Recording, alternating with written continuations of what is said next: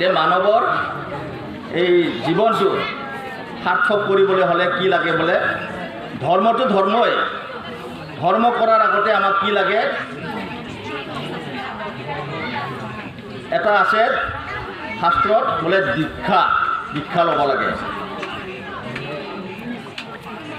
মানে গুৰু ধৰিব লাগে গুৰুকৰণ হ'ব লাগে আমাৰ বড়োকছাৰীসকলৰ মাজত ধৰ্মৰ প্ৰতি ঐক্যতা নাছিল নীতি নিয়মবিলাক খুব শিথিল আছিল সেইকাৰণে আমাৰ পৰম সংসদ শিৱ নাৰায়ণৰ ওচৰত 1 নম্বৰ কালীচৰণ বাবাই দেখা পালে বড়ো কছাৰীসকলক যদি আমি উদ্ধাৰ নকৰোঁ আমাৰ ধৰ্মটোৰ প্ৰতি যদি আমি একগোট কৰি তেওঁলোকক লৈ নানো তেতিয়াহ'লে আমাৰ বড়ো জাতিটো এসময়ত নাইকিয়া হ'ব অন্যান্য ধৰ্মলৈ গুচি যাব খ্ৰীষ্টান ধৰ্মলৈ যাব ইছলাম ধৰ্মলৈ যাব বৈদিক ধৰ্মলৈ যাব এনেকৈ বিভিন্ন ধৰণৰ সনাতন ধৰ্মটো ৰখাবৰ কাৰণে আমাৰ জাতিটো একগোট কৰিবৰ কাৰণে তেখেতে পৰম সংসদ শিৱ নাৰায়ণৰ ওচৰত দীক্ষা ল'লেগৈ আমি এটা আখৰ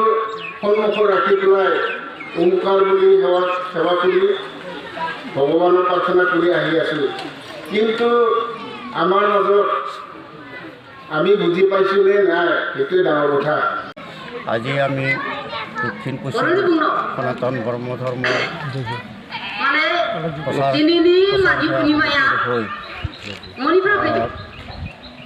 সংবাদ পাইছোঁ আৰু এই ৭৭তম মাঘী পূৰ্ণিমাত আমি জাক জমতাৰে হৈছে ইয়াত আমাৰ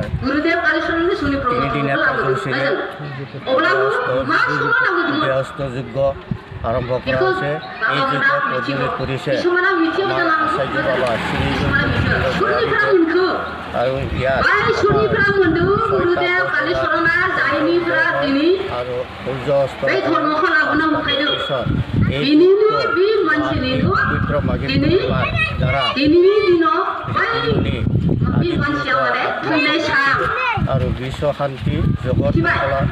সকলোতে ভক্ত বা আই পবিত্ৰ মাঘী পূৰ্ণিমা পালন কৰা হয়।